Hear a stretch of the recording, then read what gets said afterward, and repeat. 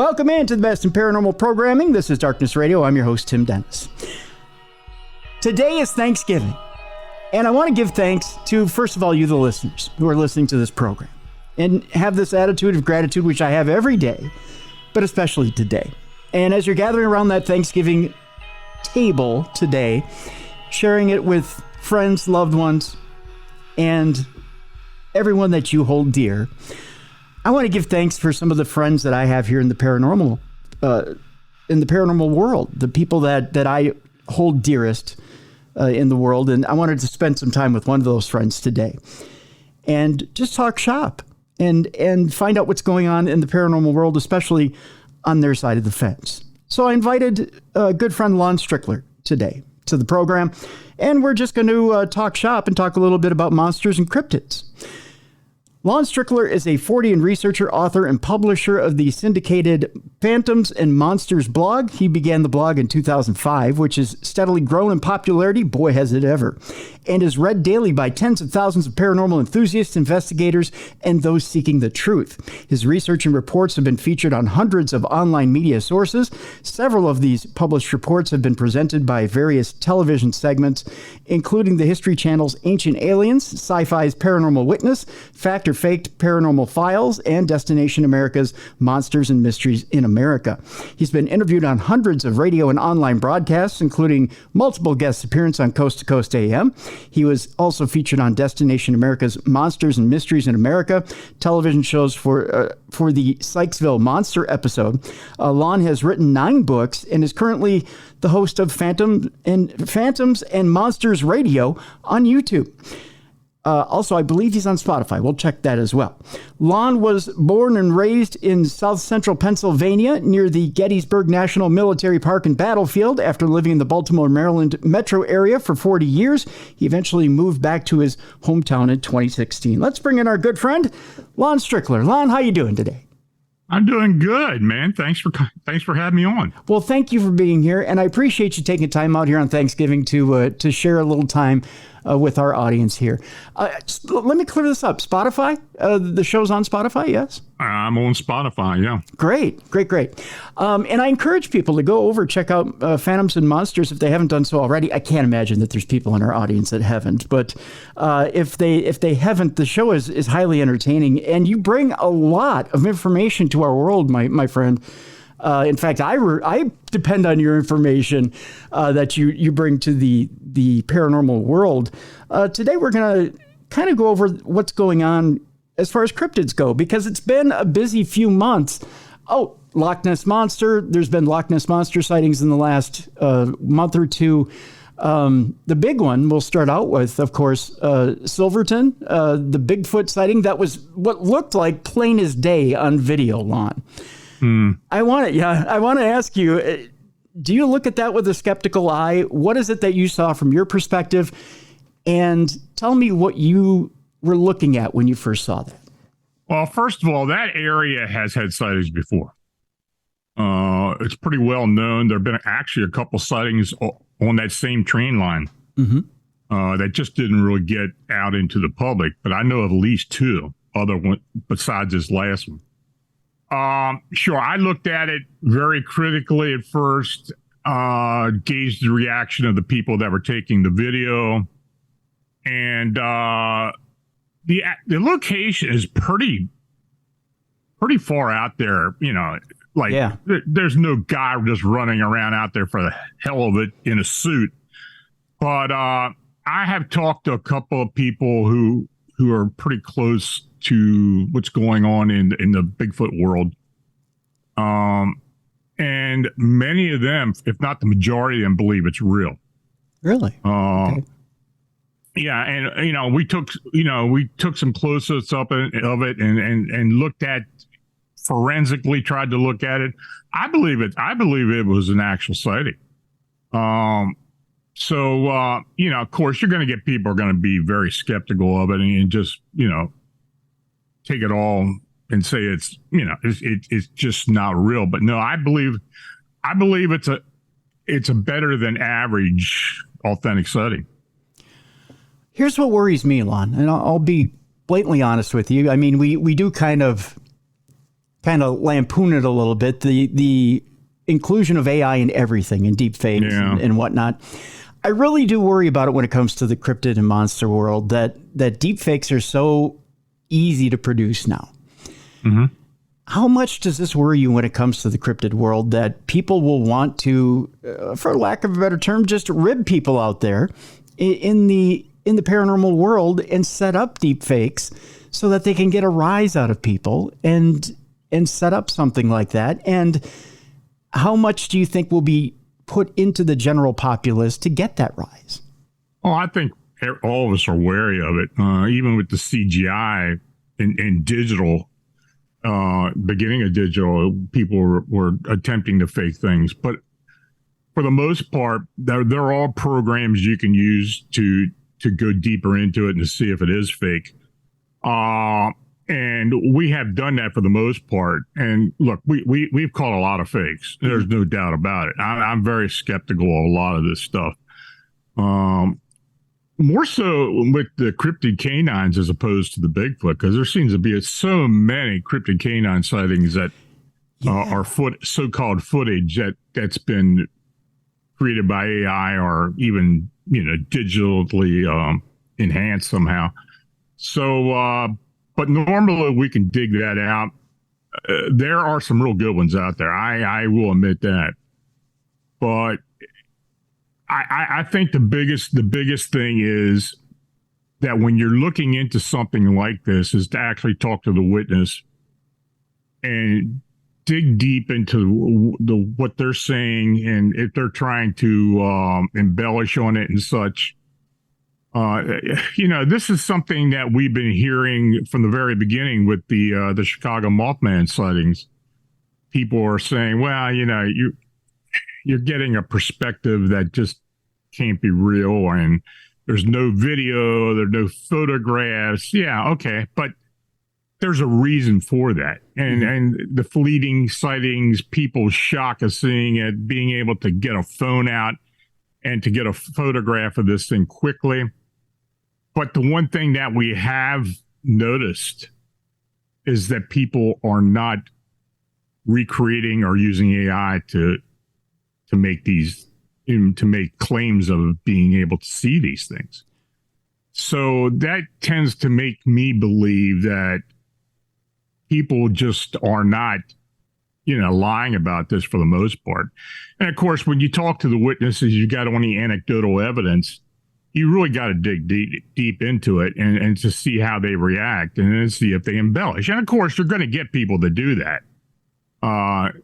But for the most part, and the guys working with me, especially Tobias Whalen, we are very critical, and we do bounce all this stuff off each other, and we do follow up with each other. Mm-hmm. So I think as time has gone on, we're much more critical than we originally were. But going back and looking at the earlier sightings, I believe for the most part, we're dealing with something that's just unexplained. What's the best fake you've ever seen? Has there been a fake that you've seen that you went, wow, that's really good? Specifically, no. I can't really. There are some that I believe are not fake. Of course, I think the Patterson Gimlin film is absolutely a real take, a real photograph. The Freeman film, I believe, there are a few others, but as far as I think most of the CG stuff and maybe the AI stuff that's starting now is being picked up on. Yeah. Now, the Silverton sighting, sure, it could have been AI, but from what I've seen and what, from the information I've gotten from others, I just don't believe it is. I think that's a real sighting. And we have had, like before I said, we've had sightings there before. And, at this point right now, that's about the best evidence I have of it or thoughts on it. I may very well be, overruled down the road, but I think at this point we can say it's probably an authentic sighting. There's always someone who's going to try and shoot down evidence. I mean, that's sure. Just the way it is. There's a cynic in every skeptic, and there's a skeptic in every believer.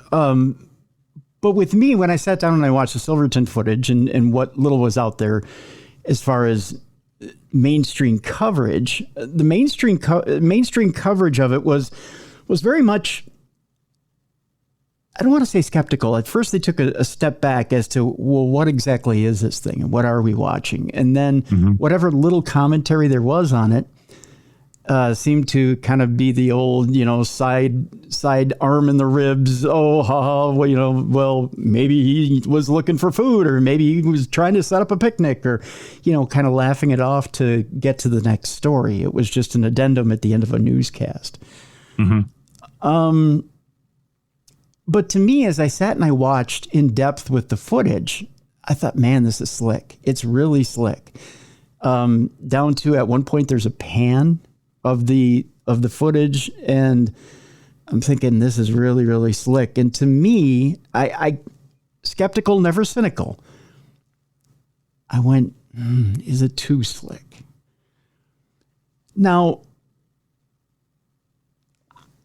I'm of a mind to think that people come out with their best intentions when they want to release a film like that, Lon. They come out and they say, I know people are going to laugh at this. I know I'm putting myself out there. I know people are going to drag me through the mud. So if I'm going to bring this forward, this was a real experience. But I also know there are people out there that have an extreme amount of narcissism that just want their name out there and want to be recognized. So I weigh one with the other and figure out, okay, how long is this going to have a half-life in the media?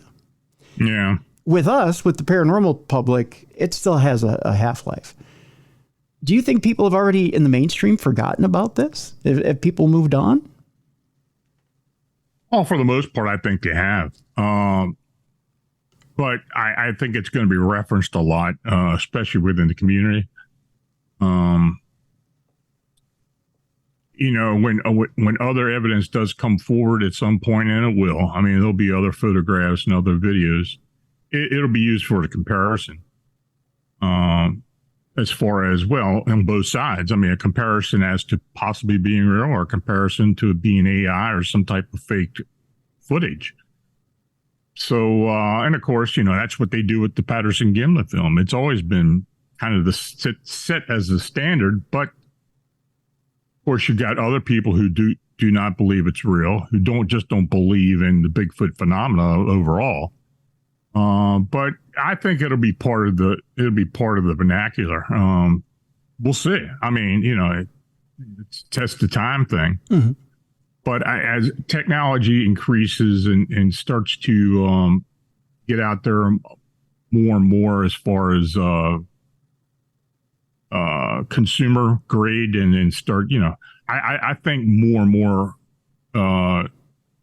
more authentic stuff is going to come forward. Now, let's hope so. Yeah. Let's just hope that people are not going to go out there just to make a name for themselves and create a lot of content that is, and you go into YouTube now, 99% of it's just garbage. But most time you can pick that up. I don't know. I mean, it's a tough question. It's tough to answer. I think with anything like this, you've got to go back and look at the history of the area. There have been other sightings. If there is footage, you got to compare it to those. But you got to talk to the people. I think you need to talk to the people that are involved with this daily. And I'm not saying I'm one of those, because really I'm not. I mean, I'm kind of eclectic. I just take everything that comes my way.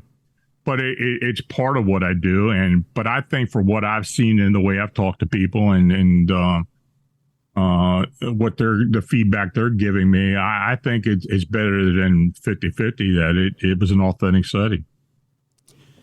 It definitely is interesting. I mean, to get that clear of a picture of something, especially a Bigfoot, it really does intrigue me. And what I find interesting too, Lon, is what we take as a threat in this country and what we take as nature. And we'll talk a little bit towards the end of the program about the aliens situation in Congress and whatnot. But I find it interesting that when you capture something in the wild that is that big, that huge, you put it on video and then you show people on the news, the interest, like, and what the public says, like, oh, I knew that was out there, or, oh yeah, sure, I'm sure there's plenty of those wandering around. and then they go back to their daily lives. And then you say, oh yeah, there's aliens out there. And then you show a video or you show an unknown craft and people go, oh yeah, I know that's been out there the entire time. It's no big deal. It's not going to change my life. But then they start having congressional hearings and you have senators and representatives talking about how it's a national security threat. Well, what's the difference between one and the other in your eyes? What's a threat and what's part of nature? Yeah, I mean, I guess it's anybody's perspective on what is a threat, or the main thing is, does it affect their personal life? If it doesn't affect their personal lives, I don't think I think it lasts for a brief time period, and then after that, it's forgotten about. But if speaking on aliens and UFOs and such, these things start landing on the White House lawn, then people are going to start picking up interest in it because it may be something that's going to affect their personal lives. These congressional hearings are interesting, and we've had several of them the past decade or so for the most part. I don't really know to what extent it proves, you're getting the perspective of one or two people. Then you got other people that are expounding on what this person testified to. Of course, you get one whistleblower that comes forward, but then there's other things that come up about their background and a few other things, and of course, people are skeptic about it, and I guess it's human nature to look for the worst in an individual. Right. And to take, put more credence to that as opposed to what they're saying is actually happening. I mean, that's just the way things have been. So I don't know. I mean, I think when it gets to a point where it's saturation, and then it gets to another point, the next step that where it affects the people's personal lives, then I think people may start taking it more serious. And of course, we got a lot of people that take it serious. I try to look at everything that comes my way, but you got to get priorities at this point. And I don't know, I put it out there, let them look at it, let the people look at it, let them judge for themselves. I mean, it doesn't bother me if people are skeptical of it. I'm just putting it out there. Right. And I'm not putting it out there to go viral or anything to that point. I mean, I'm putting it out there for people to look at and to judge for themselves. It's just like the whole thing in Chicago. I've never really, and I've been accused of this. I mean, I've been accused of trying to be profitable, and I haven't been. I mean, I put the information out there. I put the reports out there. And people can judge for themselves. So that any part of any aspect of the paranormal, I think that's just the way it is. I mean, put it out there for people to judge themselves, and it gets to a point where it does affect them, and then they'll act on it. So, for listeners that aren't familiar, you're talking about Mothman in Chicago, correct? Okay. Can you recap for our listeners just briefly the things that you found in Chicago with Mothman? Well, this all started back in 2011 when there was 3 sightings in South Chicago of this winged being. And at that point, I don't think even the humanoid factor even came into it. It was just a large winged being that people were seeing and reporting. And but between 2011 and 2017, there was reference to it, but it just didn't really get that much attention. But then in the spring of 2017, that's when we started getting a multitude of sightings. And in fact, 2017, we had 55 sightings during that year. Okay. And of course, during the summer, it was getting very busy. But what people were seeing, for the most part, now early on, there were some renditions. Some people described it very closely to what the Mothman at Point Pleasant looked like, the insectoid wing type thing, the actual Mothman. Then it kind of morphed, if you want to say, into an owl man or a being with feathered wings. We had 4 or 5 of those. Then as time went on, people were seeing what they described as a 5 to 6 foot being, sometimes larger, very emaciated, dark in color, but humanoid, with arms and legs, that had wings that were bat-like, membrane wings, gargoyle, if you want to say that, a small head, but it did have an actual head, as opposed to eyes and mouth and such inside the upper body, as the Mothman was described as. And of course, the Mothman came in all renditions anyway. But that, many times they had the red eyes, very similar to what people saw at Point Pleasant. And from what I saw in 1988, I had an encounter in 1988, looked very much like what people are describing. And so that, for the most part, for the past, 6 years, it's been pretty steady as far as the description. Of course, we're going to get a few Owlman sightings, but I think there are multitudes of these beings that are showing up now. What are they? I don't know. I mean, are they interdimensional beings? I believe they are. I don't believe that they're indigenous. I don't believe that they live on our Earth plane. I think they move in and out somehow. Yeah. I think they are corporeal. I think there is flesh and blood to them. And I think they have an ability, like a lot of people think other cryptids, and especially Bigfoot, have the ability to move in and out of dimensions. So take it for what it is, but that's where the evidence is at this point. There's a legend that Mothman has something to do with bridge collapses. I know here in Minneapolis with I know I see you kind of rolling your eyes a little bit, but yeah, there was reports before the 35W bridge collapse here in Minneapolis that they had seen a creature similar to Mothman. Although when the Department of Transportation took a look at the 35W bridge, they blamed it on the same thing that we all blame it on, which is bird guano and bat guano deteriorating the joints in the bridge, and just that it was time and dung, if you will. How much credence do you put into something like that? I really don't buy into the harbinger theory. Yeah.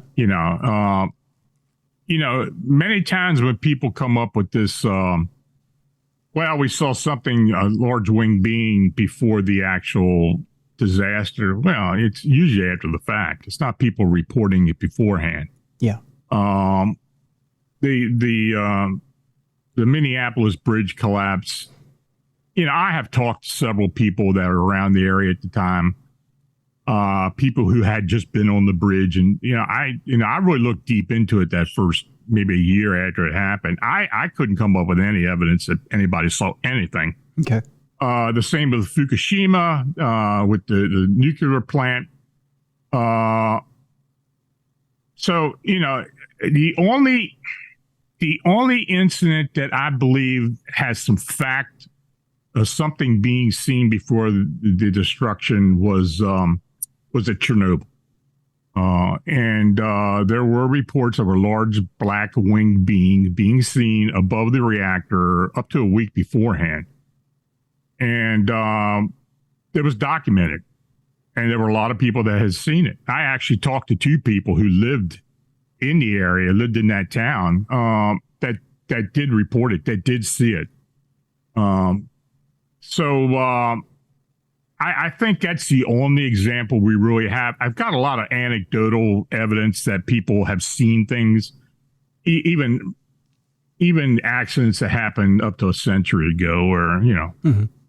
But I just don't buy into that whole thing.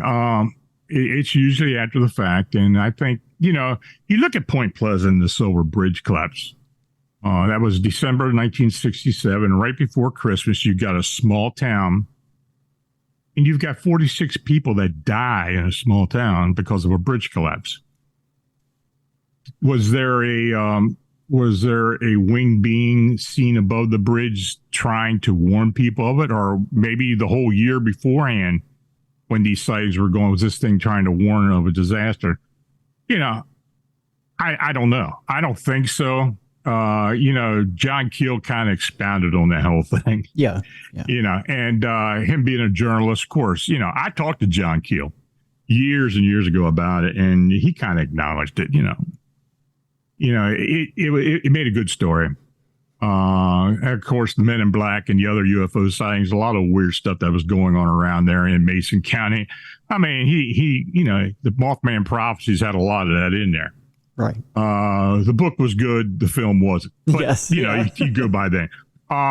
But no, I don't necessarily buy into it, though. I have talked to people who swear that they have had encounters with winged beings and had something happened to them, or in their life, or a friend or something that happened afterwards.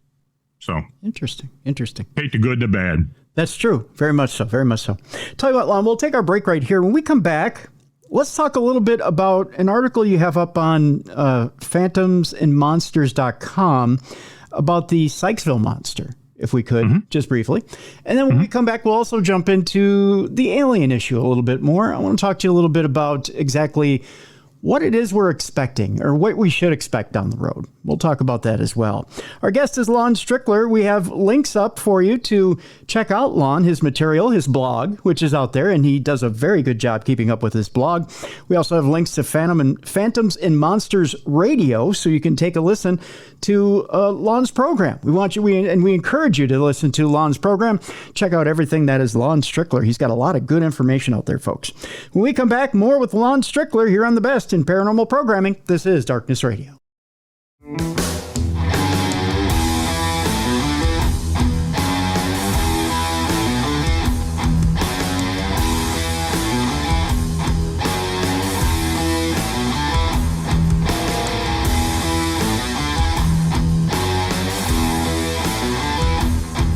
Welcome back to the Best in Paranormal Programming. This is Darkness Radio. I'm your host, Tim Dennis.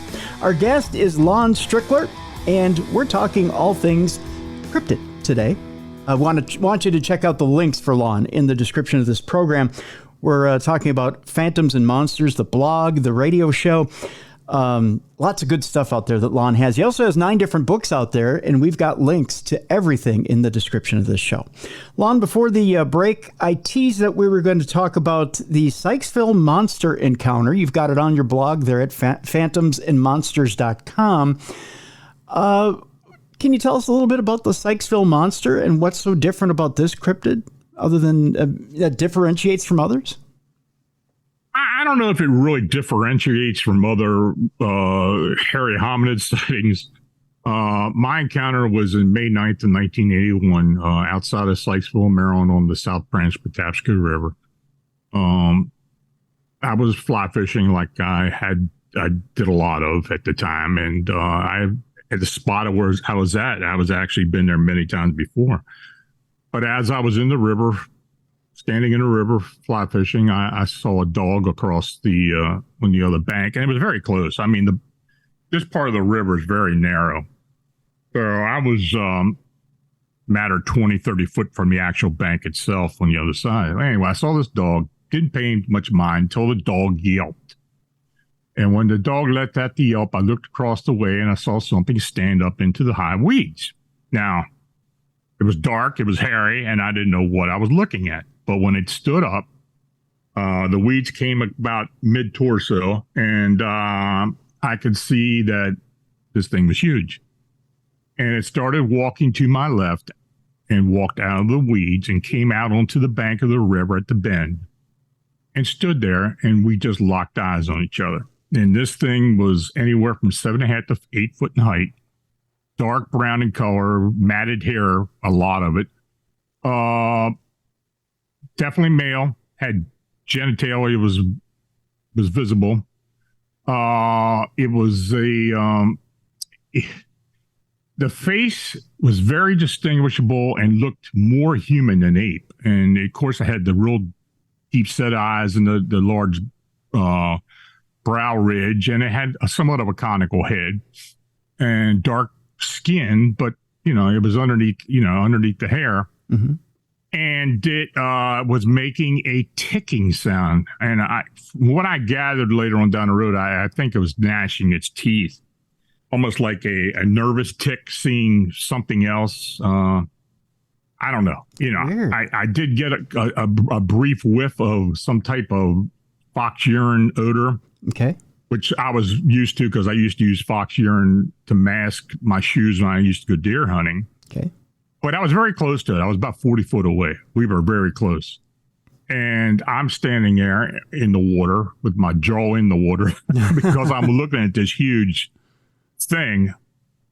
But I didn't know what I was really looking at. Sure, I knew what I have heard of the Bigfoot.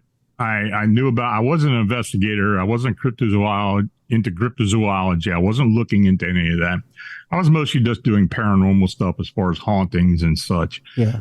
But as I watched this thing, I'm thinking, well, what is this? Is this human? Is this Bigfoot? What is it?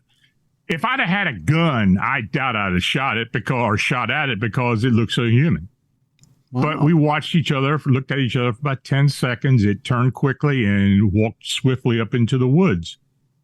And I made my way out of the river, went up to my car, got in, and headed for the nearest phone. And I was on like a mile out of Sykesville. So the first phone I found was right there outside of a bar. And I called the Sykesville police.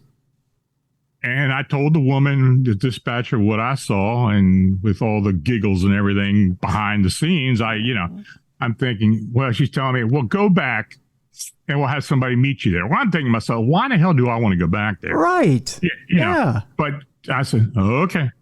But I got in the car, and it's no more than a 3-minute drive back. By the time I got there, there was a Maryland State Police officer already there at the location where I was at with one of those wooden barriers across the road already. So right there, I knew they knew this thing was running around. So, something was going on. And there had been a report earlier in the day down in Marriottsville, which is downriver about 4 or 5 miles, of a Bigfoot sighting. A woman had reported it, but even so, the authorities don't look into that stuff. Even back then, they didn't look into it. So something was going on. I figured that this thing had escaped from somewhere. Was they were out looking for it? Well, so I went up to the police officer, pulled my car up. He said, you got to get out of here. I said, well, I made a report. Sykesville police told me to come here. And, no, you got to go. So I had to back up and turn around and leave. Well, I did. About an hour later, and I lived in Sykesville at the time. So an hour later, I just said, well, I'm going back out there and see what's going on. And I did. I drove back to the location about a quarter mile from the barrier, from where the barrier of the sighting was. It was just loaded with traffic. There was cars and stuff all up and down the road. So I parked the car, walked up, and there was a Howard County police officer there standing at the barrier and a few other people standing there. But I noticed there were people with dogs and such going in and out of the woods. There was a big white tent set up where I had seen this thing. There was a lot going on. And I walked up to the Howard County police officer and asked him, kind of jokingly, what's going on? He kind of laughed. Somebody said they saw a Bigfoot. Well, I wasn't going to tell him I'm the guy that made the report. Yeah. Yeah. But I said, oh, really? So I'm standing there for a bit, and I'm looking at all the cars. Every jurisdiction around there was there, even the feds. And at that time, the feds used to drive those black Wagoneers. There were 2 of those sitting there. I heard a helicopter, didn't see it, but I heard it. And I saw all these people going in and out of the woods with dogs, people going in and out of that tent across the river. It was almost like a circus atmosphere, quite honest. It was crazy. So I decided before somebody starts coming up to me and starts asking me questions, I'm getting out of here. So I did. I went back home. And when I got home, I called the the TV stations in Baltimore. And I told them what it was, what I had seen and what was going on. I talked to the 3 networks there. They were all interested. I'd say very interested. And they said, we'll get back to you when we get some verifications of what's going on, And I did find out later that news people did go to the area. So anyway, they said, well, we'll get back to you in a couple of days or day or so, and we'll interview you. I said, fine. 5 days later, nobody had called. So I called one of the stations, WMAR actually, and the news editor got on there, and he literally hung up on me. Really? And I'm wondering, well, what the hell? The only thing he said to me is, I can't talk to you. Yeah, so anyway, I knew right there something was up. And, but as time has gone on, I didn't really talk a whole lot about it. I talked to friends about it. Then I found out about 5 or 6 years previous, well, even longer, 7 or 8 years previous to that, there had been a phenomenon called the Sykesville Monster. And in fact, what happened was people that were living along the river, that community had issues with something described as a Bigfoot breaking into garages, one time into a kitchen, into chicken pens and all types, and just causing havoc. I didn't know anything about it. Because when it actually started going on, the only the media that covered it was the Baltimore Afro-American newspaper. Mm-hmm. And the reason of that was because all the victims, all the people that were seeing these in that neighborhood were all African-American. Mm-hmm. And the gentleman who I worked with who lived there, he told me about it after I told him what I had seen. And many of these people were family of his. And he introduced me to a lot of these folks. I started investigating. I was getting witnesses who didn't come forward earlier. I got a lot of information. Yeah. And that's when I realized that, well, maybe there may be a connection here. Now, I didn't first call it the Sykesville Monster. I didn't make anything like that until I started the blog and wrote about it in 2008 or 2007. I forget when I started talking about it. But I had made a report with the BFRO in 1995 about it. Okay. So it was on their records. But when I came forward and started talking about it on the blog, that's when the whole Sykesville Monster thing started coming back up. Now, I did have a Sykesville police officer contact me later on who was there at the day of my sighting, with the investigation. He's the one that told me that the news people came out there. He's the one that verified everything that I was saying. So I had that witness. Plus, I had a few others later on. I talked to some people I talked to one gentleman who was in the Air Force, who had been at Edgewood, which is a testing ground near Aberdeen Proving Grounds up in Baltimore County and Harford County. Mm-hmm. And he said, yeah, we know about what happened in Sykesville. We had heard about it. So it was kind of common knowledge within the government. So, I still really haven't got many answers other than that. And I still look into it. And occasionally I will get sighting reports around the area. People coming forward about things that had happened to them previous and after that. That general location has had 4 Class A sightings, according to the BFRO. Okay. So there was something in there. Now, I don't know how much it is now. The last report I had in the area was about 3 or 4 years ago in a place called Daniels, Maryland, which is an old mill town down the river, where a woman and her son had an encounter with something that actually chased them. Really? And so I don't know if it's related, but that whole area, that Patapsco State Park area up into Liberty Reservoir, people who are familiar with that area, it seems to have been a hot spot for Bigfoot. As to now, I don't know. It's built up a lot now. Mm-hmm. So it doesn't sound like the Sykesville Monster is a classic Bigfoot, but would you say it's Bigfoot? I mean, the way you described it, it's hairy, obviously. It had a smell to it, but not the classic Bigfoot smell that you typically hear about. Would you say it was Bigfoot, or is it more of a human-type hybrid?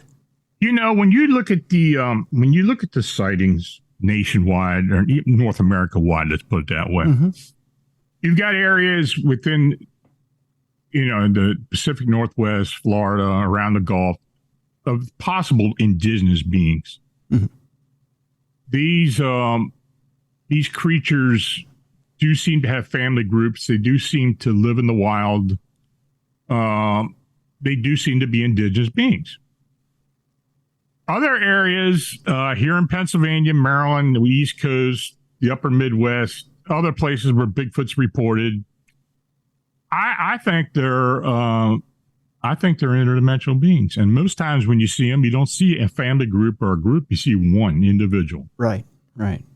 Now, the fact that the government was so interested, I believe, in what happened in my case and other cases as well, because there have been others, especially in Maryland, where the government got involved with it. Is this part of a hybrid program they have?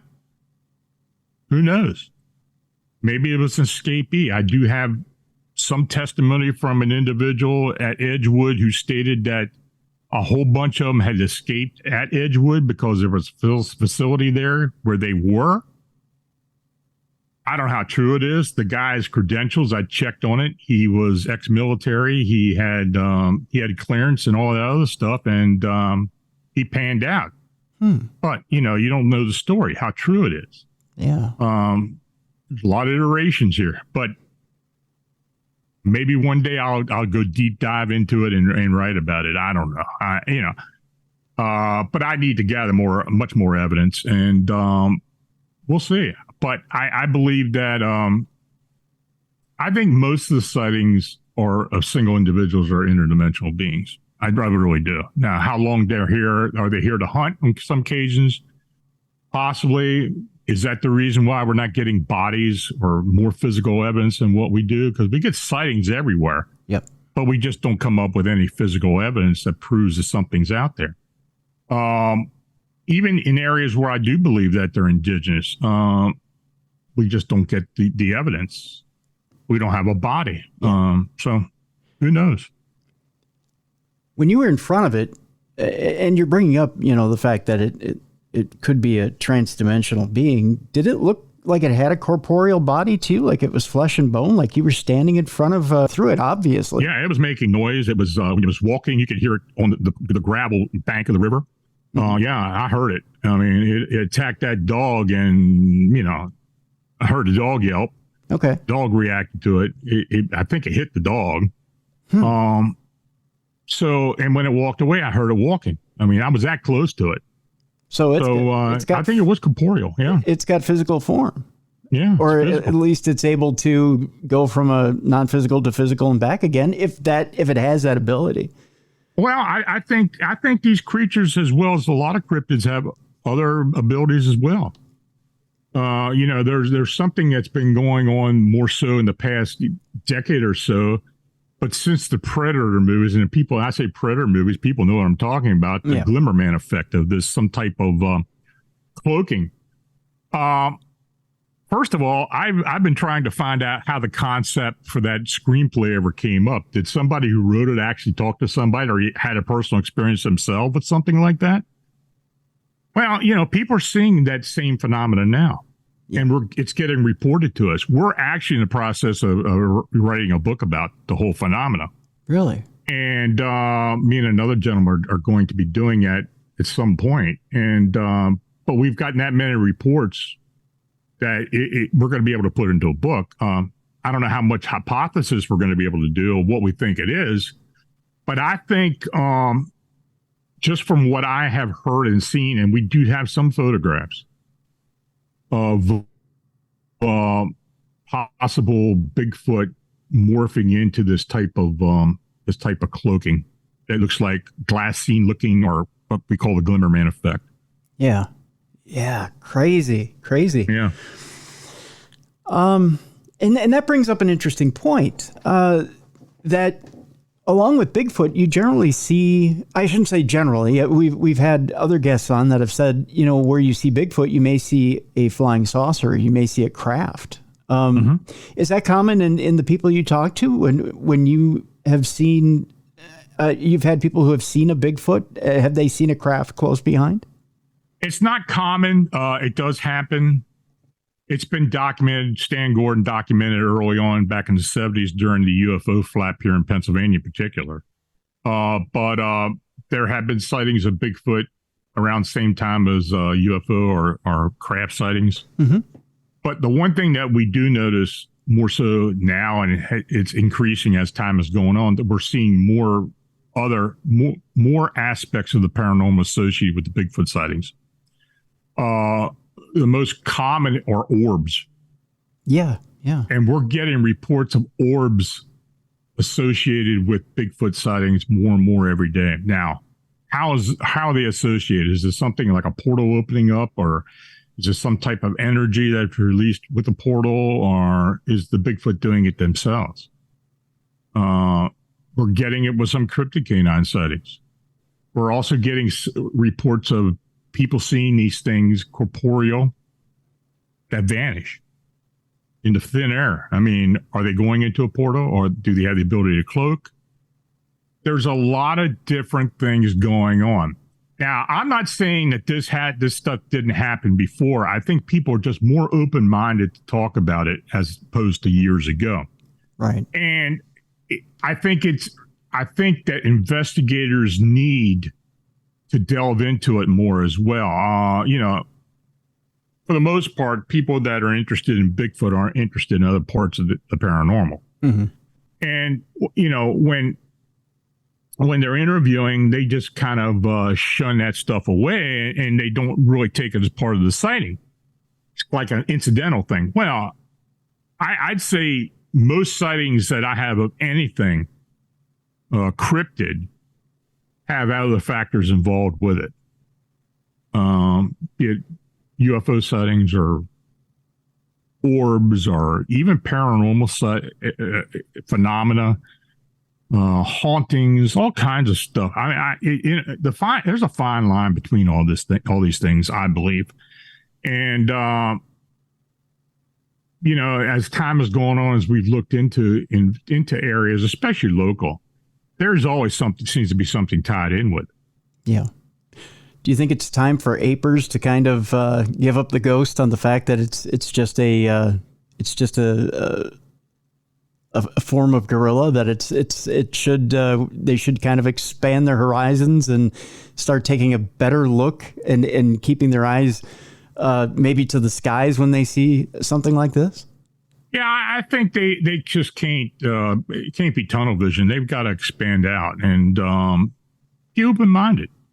There's a lot of people who have been involved with the paranormal for a long, long time, especially cryptids, Bigfoot, cryptid canines, who, as time has gone on, they start to realize that there's something else going on here. There's no bodies being found. There's just a lot of unexplained reasons as to why, we just don't know why these things are showing up, what they're doing here. Perfect example was Linda Gottfried. She was coming around more and more as I talked to her. Mm-hmm. And she started realizing that the whole cryptid canine phenomenon, the upright canines, there was something else going on there. And others have as well. So, we'll see. We'll see how serious these people become as far as associated with other paranormal activity. The fact that you can't necessarily follow one back to a den, I mean, it is just, or a pack or any type of living situation seems unusual. And we've tried, on many occasions we've tried, and it's just almost impossible to find it. Yeah. People say, well, I see a nest here or that and that. Okay, well, that may be true. But I think for the most part, it's either an indigenous being or something that, look, areas just like in Pennsylvania, we find structures and stuff, possible nest all the time. Mm-hmm. I'm not saying there are no indigenous beings, but I'd say for the most part, they're not. Right. Maybe some are, living on our earth plane more permanent than other beings are. That's it. I work with people that do believe that. but I think most of them do realize that there are some supernatural aspects to these creatures as well. Well, I look at it this way, Lon. If you're going to have an extended stay somewhere, let's say you go to a conference, you're going to need a hotel, right? Or you're going to need somewhere where you're going to stay over for a little bit. If they're here for an extended stay, let's say if they're hunting or if they're doing research or whatever it is they're doing on this planet, I don't know what it is they're doing. They're going to need a place to bed down for a little bit. So of course there's probably nests, but I don't think they're meant to be permanent. Oh, and I don't either. We don't find them laying in these places. Right, exactly. Yeah. It looks like something that was made for a brief period of time, then abandoned, and then, yeah, that's it. Yeah, exactly. Yeah. Like camping. It's right. Like our form of camping. Yeah. Also on the blog, there's an interesting, and I want to make a transition here. When I bring up Bigfoot and I bring up aliens, there's a reason I bring that up. On the blog recently, you wrote about Kevin, who's a U.S. Navy vet, who had called into Coast to Coast when it was hosted by Jimmy Church. And he had been talking about a bizarre abduction experience that he had had. One of the things that we had brought up earlier, Congress and the Arrow meetings and the fact that they're talking about military experiences with UFOs. There's one thing that they haven't brought up in the Arrow meetings, and it stands out like a fish stinking in the sun. And that's this, Lon. There are no abduction experiences that have been brought up in these meetings. They're very surface meetings. They're meetings that are only meant to kind of glad hand you a little bit, and then they stop. It's just enough surface stuff to appease certain people.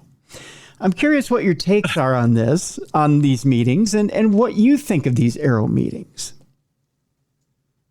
I've said it before, and I keep saying it. The whole congressional thing, the whole so-called disclosure thing is the public being spoon-fed. We're being told things that are safe to talk about, but they're not going to dive into the weeds. Yeah. When it comes to actual alien beings and human contact with alien beings, they're going to stay away from that. I've got a show coming up Friday night where I'm going to talk about alien healers and actual people who I talked to and had some documentation that have been miraculously healed after having close contact with these beings. Wow. It's something I have been involved with for decades. I wrote about it in my book, Alien Disclosure. It's something that people swear has happened to them. And in a couple cases, I have seen the documentation. I have seen the X-rays of changes that doctors can't explain. You're not going to hear a doctor come forward and say, "Well, we couldn't help them, but then some alien may have something otherworldly took over." Right. So there's some type of singular otherworldly medicine out there, I believe, that's actually healing people. So I'm going to, I gathered a bunch of cases I've had together for years, and I'm going to put them on a presentation this Friday night. But it's, for the most part, this stuff I've written about. That's incredible. I think we tend to look at the insidious part of alien abduction, implants, and cattle mutilations, and whatever else, the stereotypical stuff. I don't think we take a very close look at healings and what's happened there. I'm excited to listen to the program, my friend. I mean, that's exciting for me, for somebody who's, suffered from different ailments throughout the years. If I find an alien, I'll have them send it to you. Thank you. One that would heal. I'd appreciate that. That would be fun. As far as Congress goes, though, I maintained this on yesterday's program, and that's this, that I believe, and I don't know what your belief is here, and I'll probe a little bit further with you here, that there is people would call it a shadow government. I don't know that shadow government is the word for it, but there's a government within a government, the inner workings, the people that are there they don't serve term limits. They have a permanent job in the government. It's not in their best interest to have senators and representatives who serve terms and have term limits to get a hold of this information, because when they go back to private life, what are they going to do with it? You know, what's the use of them having this classified information that has to do with aliens? What are they, you know, what purpose does it serve? So for them to hold on to this information of what they know is essential to them. And honestly, I think whatever is going on out there, really to them, they don't feel like the American public can handle it. And I want to get your perspective on this, Lon.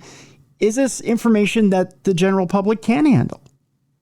You know, that's a good question. And I have been asked that several times.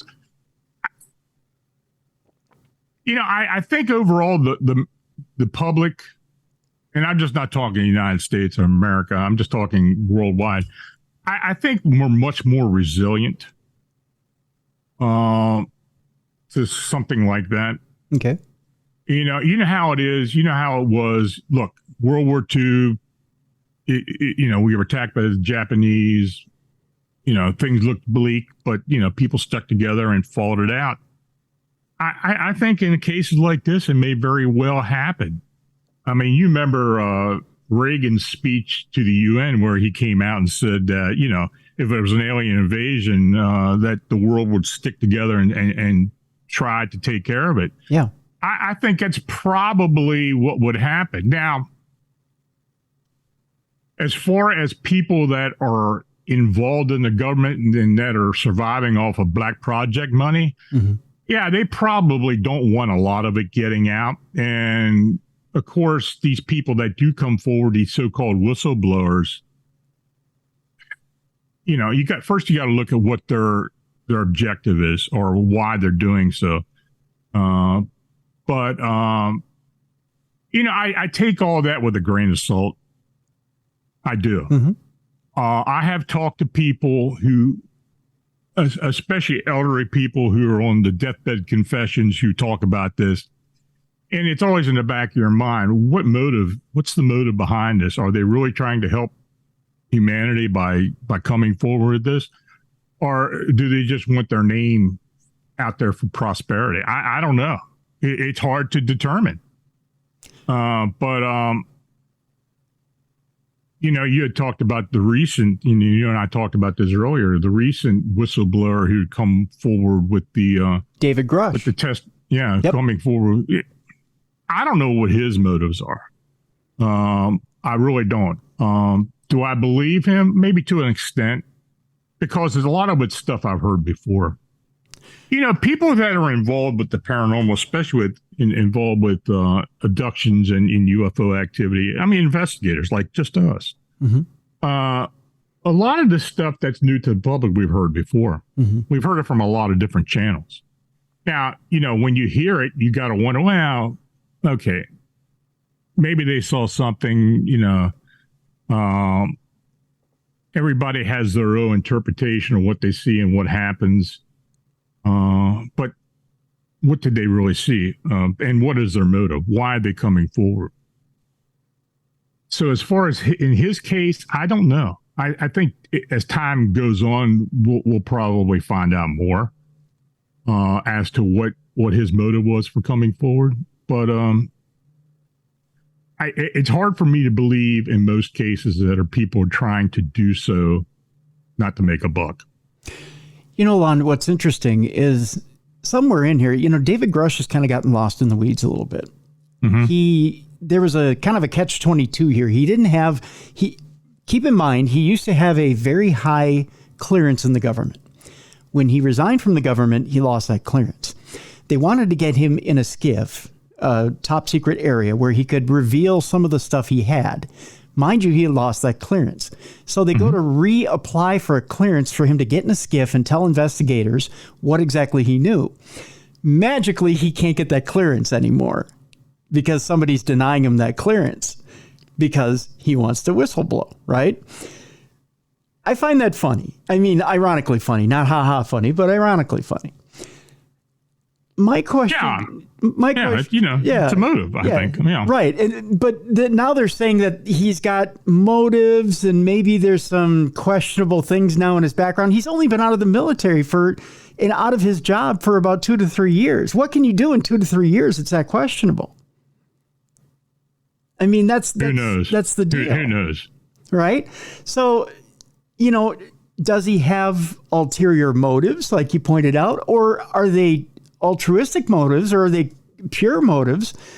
And he's saying, you know what, I can't live with this on my conscience. I have to come forward, and I've got to let the public know. But like you said, he hasn't said anything that isn't out there on the internet that you can't look at, right? Exactly. But he has some stuff he wants to show Congress, and he can't get the clearance to do it, which I think is again, is there somebody within this government, within a government, that's saying, nah, you know what, you've gone far enough. This is really just a dog and pony show. And we weren't really trying to get anything too serious out there. This is just something for 2024 when these elected officials come up for re-election, so they can go to their constituents and say, you know what, we may not have solved the problem of inflation, but we got aliens for you. You know? Yeah, I think there's a lot of political motive behind it. I mean, that's why, I don't like to really put much stock into congressional hearings.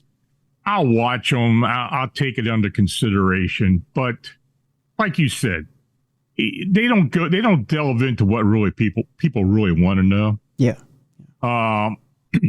And for a lot of reasons. I mean, are there really black projects where aliens and humans are working together? Well, maybe.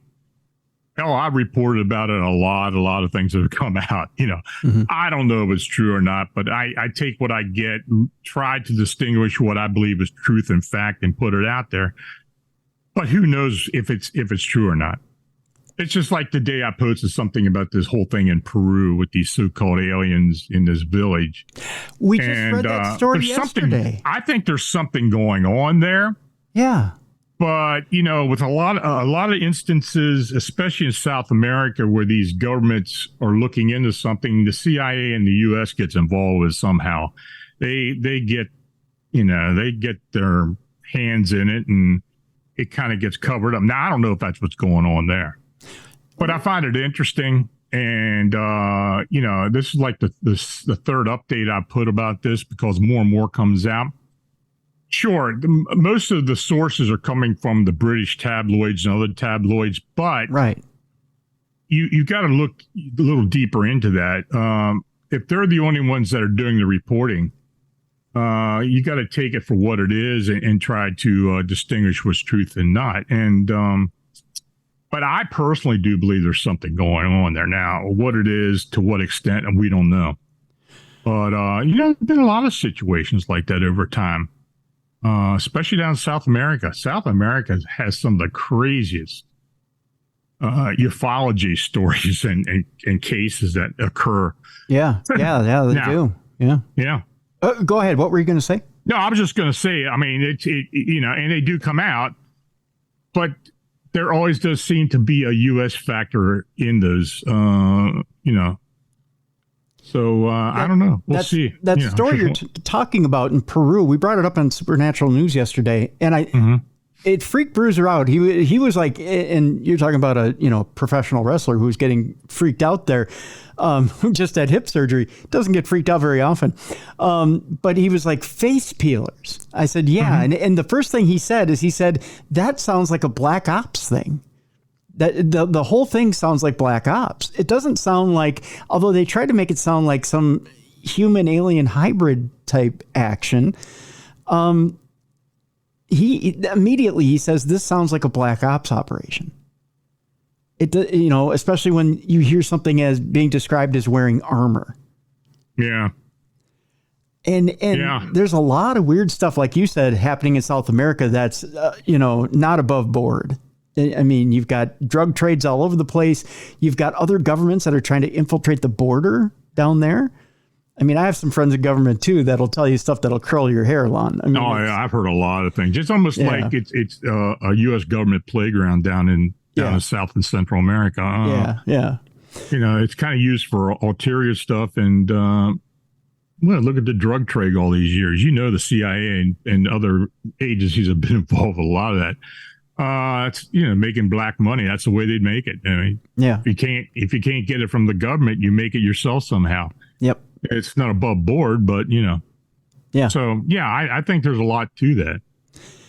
It's a scary area down there, my friend. So when you read a story like that and you see the words, that have something to do with something not quite human doing this, there's a skeptical part of me that rolls my eyes and goes, you know what? I think that's a line for something else.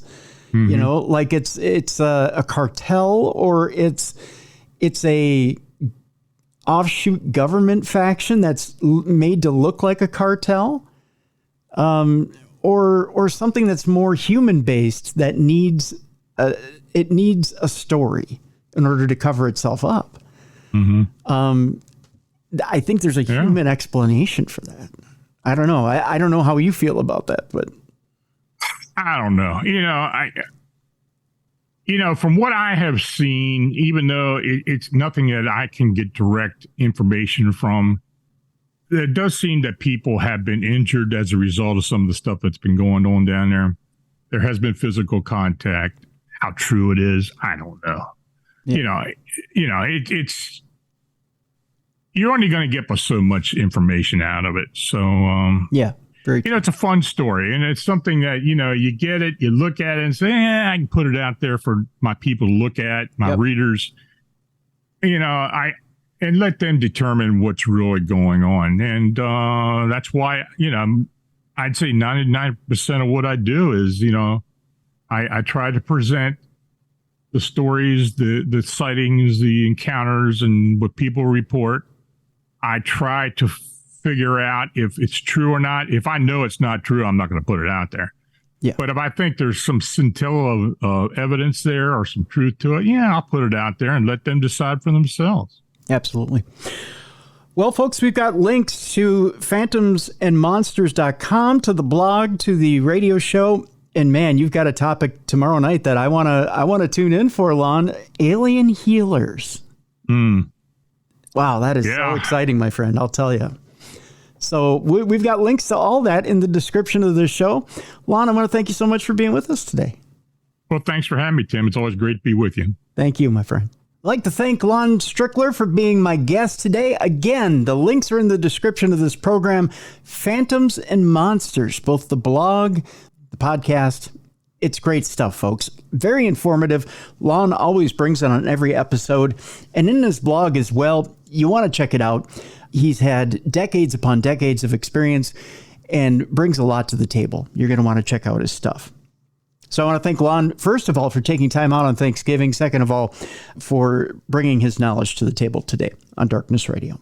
Thank you so much, brother. Appreciate you. Second, I got a list of people I want to thank. It's a small list today on Thanksgiving.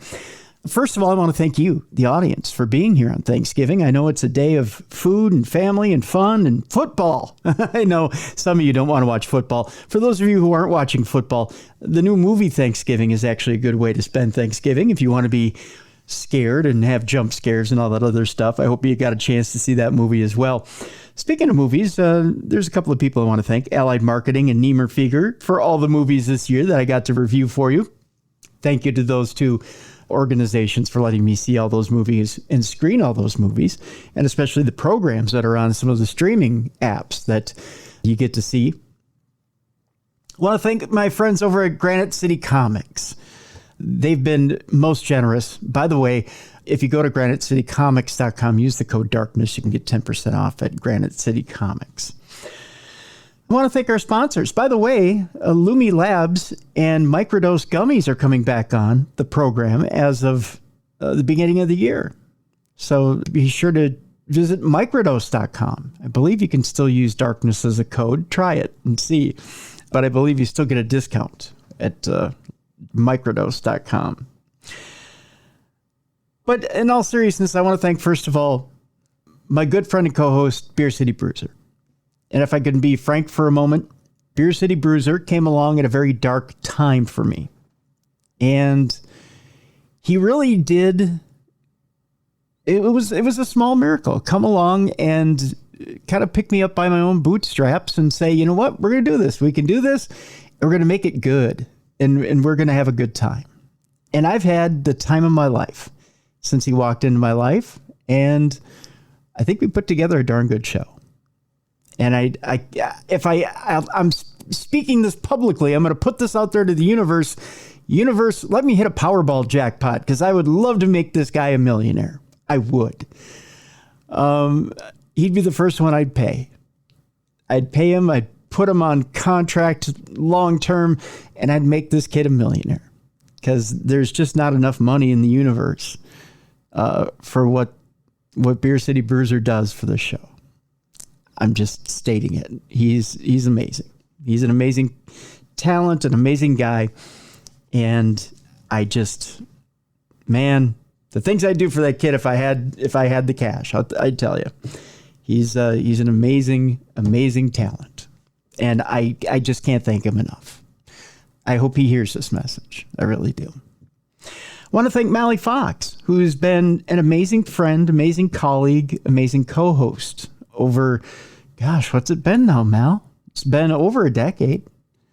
Man, I just, my fondness for Mally knows no bounds. I absolutely love her.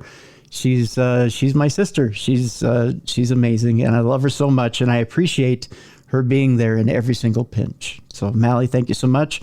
My other sister, Jessica Freeberg, I love you and appreciate you so much. Thank you so much. And intern Yoko, I love and appreciate her so much as well. They're at every turn.